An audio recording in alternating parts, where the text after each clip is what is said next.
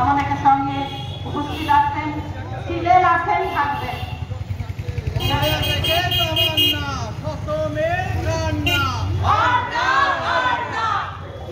অভিনন্দন জানাই যে আপনারা আজকে প্রায় 1 বছর হতে চলল ঘটনা, তারপরে এই রাস্তার মোড়ে, ব্যস্ত রাস্তার মোড়ে আপনারা এসে জমা হয়েছেন, দাঁড়িয়ে আছেন যেই ঘটনার প্রতিবাদ। এখন বিষয়টা হলো প্রায় 1 বছর হতে। নমস্কার বন্ধুরা, আপনারা দেখছেন বেপরোয়া প্রশ্ন হবে সোজাসুজি। আমাদের সঙ্গে এখন আছেন অভয়া মঞ্চের ডক্টর সুবর্ণ গোস্বামী। ওনার কাছে কিছু প্রশ্ন থাকবে। স্যার, প্রথমেই বেপরোয়া চ্যানেলে আপনাকে স্বাগত। স্যার, কতটা সাহস যোগাচ্ছে আপনাদেরকে যে 1 বছর বাদেও এই আন্দোলনটা করে যাচ্ছেন? দেখুন, 1 বছর পরে বলে নয়, আমরা এ রাজ্যে প্রথম যখন এই ধরনের ঘটনা ঘটে এবং সরকার সরাসরি ধর্ষকদের, অপরাধীদের পক্ষ নেয়, পার্কস্ট্রিটের ঘটনা, পরবর্তীকালে কামদুনির ঘটনা, কবি শঙ্খ ঘোষ, প্রয়াত কবি শঙ্খ ঘোষ তার ডাকে, তখন আমরা প্রতিবাদ করি।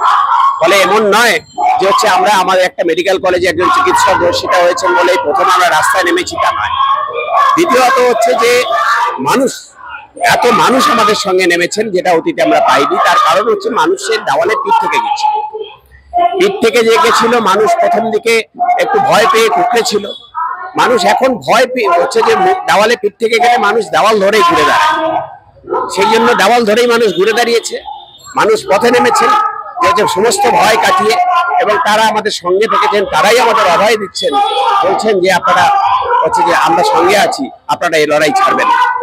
আশা করছেন সিজিও কমপ্লেক্সে যাচ্ছেন, সিজিও কমপ্লেক্সের যে অভিযানটা আপনাদের কাছে খুব শান্তিপূর্ণ কিংবা কিছু হবে? শাসক দল যেভাবে প্রত্যেক কটা আন্দোলনকে, প্রত্যেক কটা মিছিলকে যেভাবে পুলিশ দিয়ে প্রতিরোধ করার চেষ্টা করছেন, ভাবছেন যে এরকম প্রতিরোধের সম্মুখীন হতে হবে? তার জন্য কি আপনারা প্রস্তুত? আমরা শান্তিপূর্ণ আন্দোলনই চাই। আমরা গণতান্ত্রিক পথে, গণতান্ত্রিক পদ্ধতিতে আমাদের সংবিধান মেনে, শান্তি মেনে আমাদের যে প্রতিবাদের অধিকার দেওয়া হয়েছে, সেই অধিকারটুকু আমরা চর্চা করতে চাই। কিন্তু শাসক সেটা চায় না।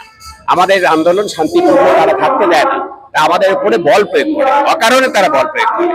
যে শাসক ধর্ষকদের, খুনিদের পক্ষ নেয়, সেই শাসকই প্রতিবাদীদের উপরে দাঁত নখ নিয়ে ঝাঁপিয়ে পড়ে, রাষ্ট্রীয় নিপীড়ন নামিয়ে আনে।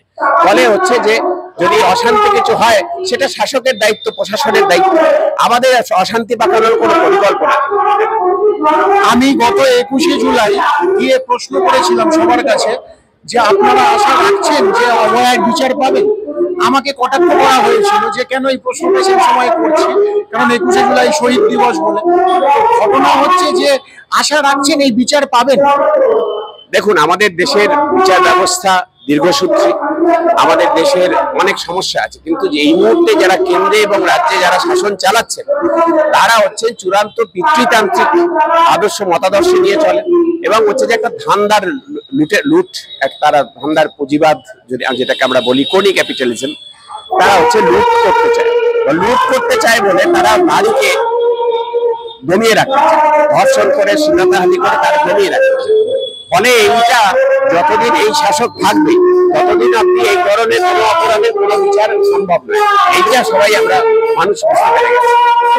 ওই ঘটনার পর, অভয়ের ঘটনার পর, তারপরেও কসবা কাণ্ড হয়েছে, তাতেও সেই জায়গাতে দাঁড়িয়ে তারা বলছে বিচার পায়নি, অথচ এনারা অন্যভাবে দেখছে। আপনারা কি ভাবছেন যে এই বিচারগুলো রাজ্যের পক্ষে, রাজ্যের ভবিষ্যতের পক্ষে কতটা হবে? দেখুন, আজকে অভয়ার বিচারের জন্য যখন এত মানুষ রাস্তায় নেমেছেন, তারপরেও কিছু মানুষ শাসকের সমর্থনেই ছিলেন, তারা রাস্তায় নামেননি। তাদের মধ্যে একটা বাড়ির মেয়ে ধর্ষিতা হলো, কিন্তু আজকে হসপিটালে। ফলে শাসকের সঙ্গে থাকলেই যে সে নিরাপদ তা নয়, এটা পরিষ্কার হয়ে গেছে। শাসক তার নিজের দলের লোককে ছাড়ছে না। ফলে হচ্ছে যে এটা বুঝতে, যত বেশি মানুষ যত দ্রুত এটা বুঝতে পারবেন, তত মঙ্গল।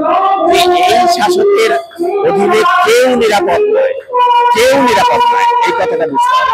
স্বাধীনতা দিবসের প্রাক্কালে আপনারা রাত দখলের আবার ডাক দিয়েছেন, সেই রাত দখলে কতটা মানুষের সারা এক্সপেক্ট করছেন, এবং মহিলাদেরকে দিয়ে যে আপনারা স্বাধীনতা ফ্ল্যাগ উত্তোলন করার চেষ্টা করছেন, এই সিদ্ধান্তই বা কেন? আর কতটা মানুষ এক্সপেক্ট করছেন সেদিন, কতটা মানুষ?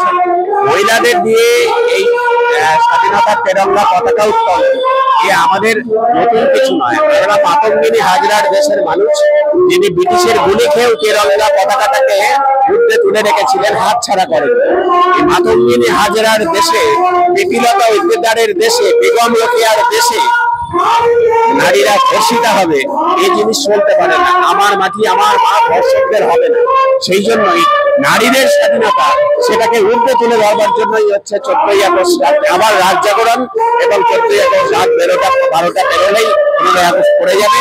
স্বাধীনতার পতাকা তুলবেন সর্বত্র মহিলারা, ছাত্রীরা, যুবতীরা, বৃদ্ধারা, যেখানে যারা যত আছেন মহিলা এবং মানসিক যৌন লিঙ্গতার যারা মানুষ, চান্স হতে পারেন, ক্রিয়া হতে পারেন, তারা প্রত্যেকে হচ্ছে যে এদের স্বাধীনতাই তো খর্ব করতে চাইছে শাসক, তার বিরুদ্ধে এটা প্রতিবাদ। তাদেরকে দিয়েই আমরা পতাকা তুলে আমরা তাদের স্বাধীনতা। শাসক দল আপনাদেরকে একটা রাজনৈতিক দলে দাঁড়িয়ে দেওয়ার চেষ্টা করছে, এ ব্যাপারে কি? এটা চিরকাল শাসকরা করে, তাদের সুবিধা হয়, কিন্তু আমরা বারবার বলছি যে হ্যাঁ, আমরা অরাজনৈতিক আন্দোলন করছি। শাসক প্রথমে বলছিল যে তোমরা রাজনীতি কেন করছো, আমরা বলছি যে ধর্ষণটা তোমরা তোমাদের রাজনীতি, আর তার বিরোধিতা করাটা আমাদের রাজনীতি। ফলে হচ্ছে আমরা রাজনীতিই করছি, কিন্তু কোনো দলের থেকে নয়। আমরা হচ্ছে যে যারা এই কেন্দ্রের শাসক এবং রাজ্যের শাসক উভয়ই ধর্ষণের সংস্কৃতির মানে পৃষ্ঠপোষক, তারা আমরা উন্নাও দেখেছি, হাথরাস দেখেছি, আমরা মণিপুরে গণধর্ষণ দেখেছি, আমরা গুজরাটে বিলকিস বানু দর্শকদের বরণ করা দেখেছি। ফলে হচ্ছে যে আর বাংলায় তো পার্ক স্ট্রিট, কামদুনি থেকে শুরু করে মধ্যমগ্রাম, হাসকালি, আরজিকর, কসবা ল কলেজ দেখছি। ফলে দুই শাসকের বিরুদ্ধে যত মানুষ আছেন তারা সবাই আমরা এই দুই শাসকের মিলিত রাজনীতির বিরুদ্ধে আপনারা দেখলেন ডক্টর সুবর্ণ গোস্বামী বললেন যে ধর্ষণ করার রাজনীতি শাসকের, এবং ধর্ষণকে বিরুদ্ধে রাখার রাজনীতিটা করছেন ডাক্তাররা। এবার এই জায়গাটায় দাঁড়িয়ে থেকে ওনারা বড় বড় আন্দোলনের ডাক দিয়েছে। আশা রাখবো সেই আন্দোলন যাতে সফল হয়, অভয়ার বিচার পায়। আমাদের সাথে আছেন এখন স্বনামধন্য ডক্টর নিলয় মজুমদার। ডাক্তারবাবু, প্রথমেই প্রশ্ন যে ডাক্তারবাবু, এই যে অভয় আন্দোলনে 1 বছর সামনে 13 দিনে অতিক্রান্ত হতে চলেছে, আশা রাখছেন বিচার পাবেন? আশা তো আমরা কখনোই ছাড়ি না, আশা ছাড়লে আমাদের হাতে আর কি থাকবে, কিন্তু খুব বেশি আশাবাদীও হতে পারছি। তার কারণ যদি আরো একটু আমরা পিছিয়ে যাই, তাহলে আমি মনে করিয়ে দেবো যে পার্ক স্ট্রিটে একটা ঘটনা ঘটেছিল, যে ঘটনায় তথাকথিত নেতারা বলেছিল যে প্রেক্ষিত খোঁজার কথা বলেছিল। নেতারা বলেছিল যে এটা একটা খদ্দেরের সাথে কোনো একজন প্রফেশনাল লোকের একটা বোঝাপড়ার অভাবের ঘটনা বলে উল্লেখ করা হয়েছিল। তারপরে কাটোয়ায় একটা ঘটনা ঘটেছিল, তারপরে কামদুনিতে একটা ঘটনা ঘটেছিল। প্রত্যেকটা ঘটনার পরেই নাগরিক সমাজ গর্জে উঠেছিল, রাস্তায় নেমেছিল, মিছিল করেছিল, প্রতিবাদে মুখর হয়েছিল মানুষ। তারপরে আরো অনেকগুলো বছর পার হয়ে গেছে, গঙ্গা দিয়ে আরো অনেক জল বয়ে গেছে। দেখতে দেখতে আমরা গত বছর এসে দেখলাম যে আরজিকরে এরকম একটা নৃশংস হত্যাকাণ্ড ঘটলো, যেখানে একজন এমডি পিজিটি স্টুডেন্ট, সে তার নিজের কর্মক্ষেত্রে নৃশংসভাবে তাকে ধর্ষণ হতে হলো এবং খুন হতে হলো। আমরা তারপরে প্রচুর আন্দোলন করলাম, রাস্তায় অন্তত 1000 মিছিল মানুষ দেখেছে। ছাত্রছাত্রীরা দিনের পর দিন অনশনে বসেছিল। একটা সময় গিয়ে মনে হয়েছিল যে এই জিনিসটা বোধহয় কোথাও একটা নাড়া খাবে, কোথাও একটা বন্ধ হয়ে যাবে, কিন্তু কোনো কিছুই ঘটেনি।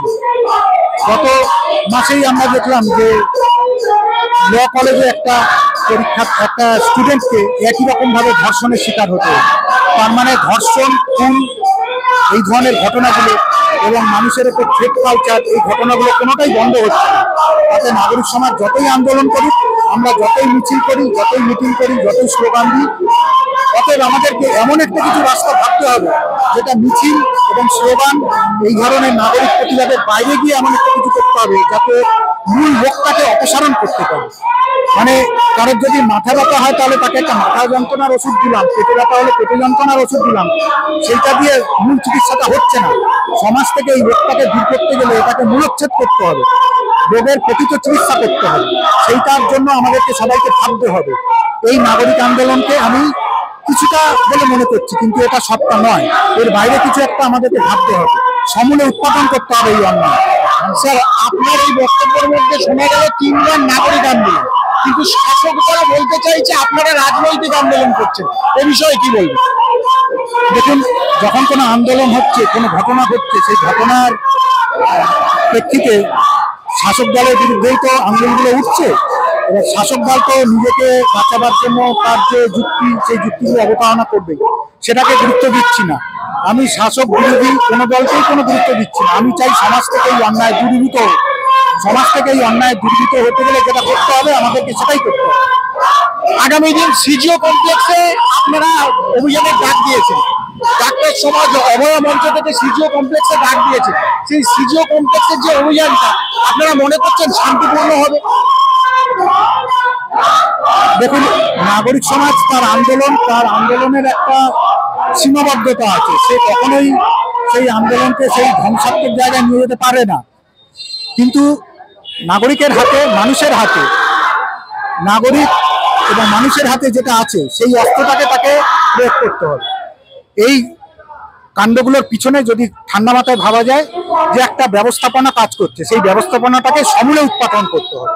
যতক্ষণ না সেটা সমূলে উৎপাদিত হচ্ছে, মানুষের হাতে যে অস্ত্রটা আছে, সেই অস্ত্রটাকে মানুষ যতক্ষণ না সঠিকভাবে প্রয়োগ করে পুরো ব্যাপারটাকে ছুঁড়ে ফেলে দিচ্ছে, ততক্ষণ পর্যন্ত এই ঘটনা কিন্তু একের পর এক ঘটেই চলবে। আমরা শুধু মিছিলে গিয়ে হাত পা ছুটব। আশা রাখছেন শেষ বিচারটা, সুবিচারটা এই আন্দোলন আপনাদেরকে এনে দিতে পারবে? যতক্ষণ না মানুষ সমূলে উৎপাদন করার রাস্তায় এগোবে, ততক্ষণ এইভাবে আন্দোলন করে, এইভাবে মিছিল করে হাত পা ছুড়ে কোনো ফল লাভ করা যাবে না। আপনারা শুনলেন স্বনামধন্য ডক্টর নিলয় মজুমদারের বক্তব্য। বেপরোয়া চ্যানেলে প্রশ্ন করে সোজাসুজি, নিরপেক্ষভাবে।